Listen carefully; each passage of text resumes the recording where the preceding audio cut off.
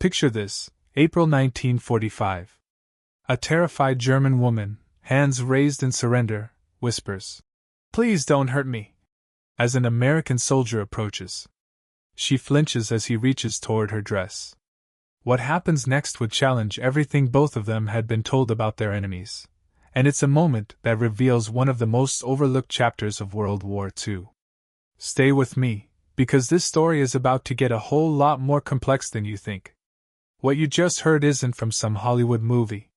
It's a real encounter that happened thousands of times as Allied forces pushed into Germany in the final months of World War II. But here's what your history textbook probably never told you. When we talk about prisoners of war in World War II, we rarely discuss the German women who found themselves on the losing side of history.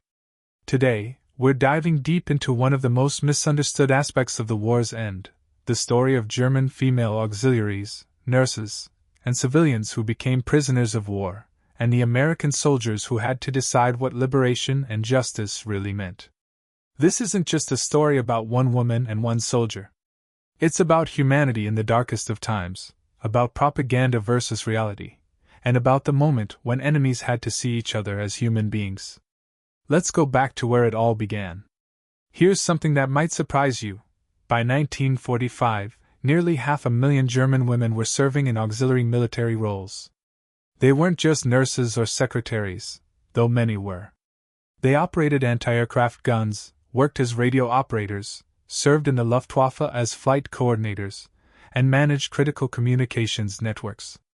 The Nazi regime had been ideologically opposed to women in combat roles, but by 1943, with German men dying by the hundreds of thousands on the Eastern Front, desperation changed everything. Women were drafted into the Wehrmacht Helferinnenkorps, the Women's Auxiliary Corps. Let me introduce you to some real people. Take Lieselotte Meyer, a 22-year-old telephone operator stationed near Munich.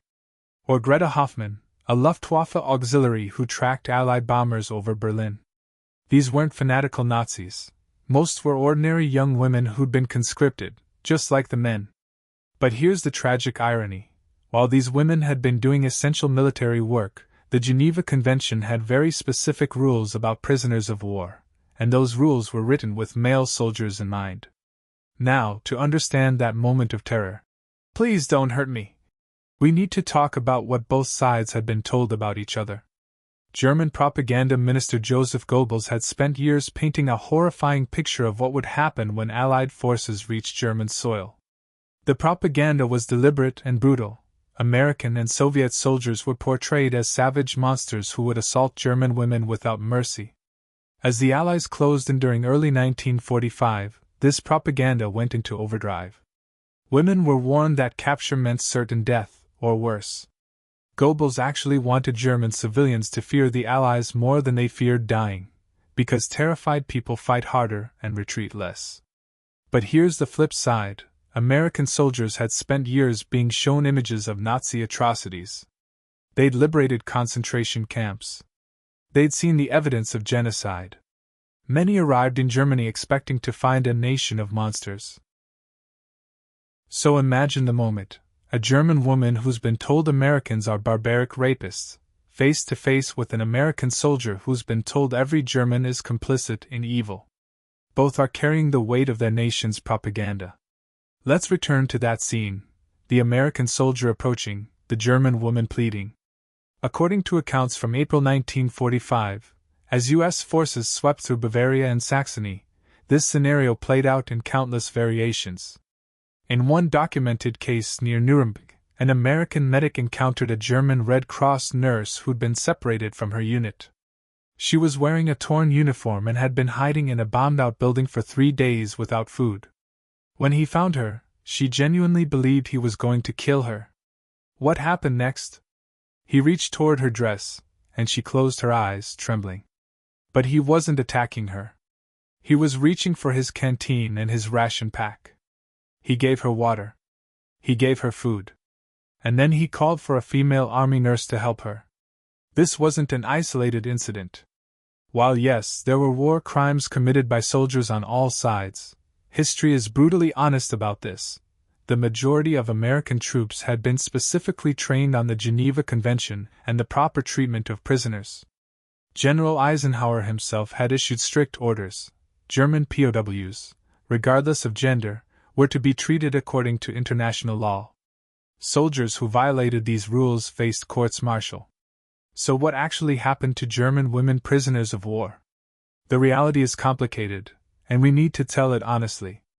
Approximately 150,000 German women were taken into custody by American forces between late 1944 and the war's end in May 1945. They were held in separate facilities from male POWs, often in converted schools, hotels, or military barracks. The conditions varied wildly. In the immediate chaos of April-May 1945, resources were scarce and confusion was rampant. Some facilities were overcrowded and lacked basic necessities. But compared to the fate of German soldiers in Soviet captivity, or the fate of Allied POWs in German camps, American-run facilities were relatively humane. Here's a specific example. At the POW Processing Center in Regensburg, German female auxiliaries were given medical examinations, food rations comparable to what American soldiers ate, and access to Red Cross services. They were interviewed to determine their level of involvement with the Nazi Party, then categorized for eventual release or further detention.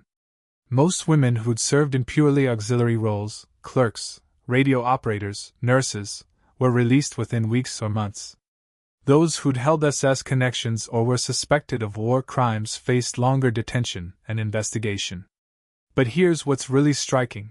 Many American soldiers found themselves confused by what they encountered. These weren't the monsters propaganda had promised.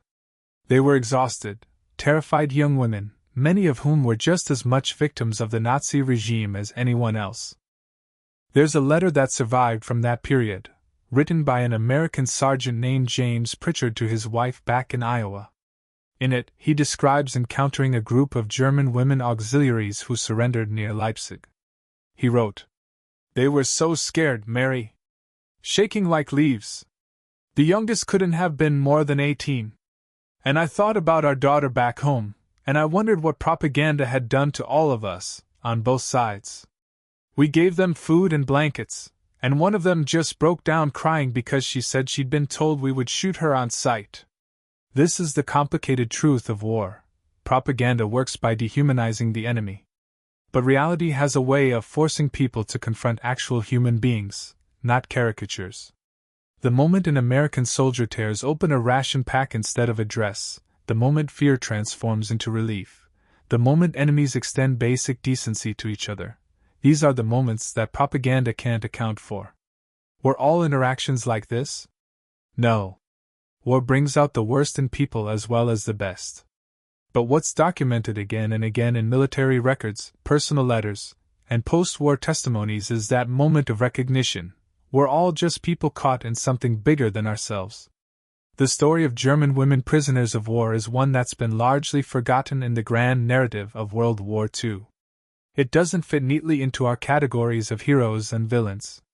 It's messy and complicated and deeply human. That moment, "Please don't hurt me," followed by an act of basic human decency, reminds us that even in humanity's darkest chapters, there's always a choice to be made. Will we see the enemy as the propaganda portrays them, or will we see them as human beings? If this story made you think differently about the war, hit that like button. Drop a comment telling me what aspect of World War II history you'd like to see explored next. And subscribe because we're diving into the stories that don't make it into textbooks. The complicated, human, real stories that shaped our world. Remember, history isn't just about dates and battles. It's about the moments when people had to choose who they wanted to be. Thanks for watching. I'll see you in the next one.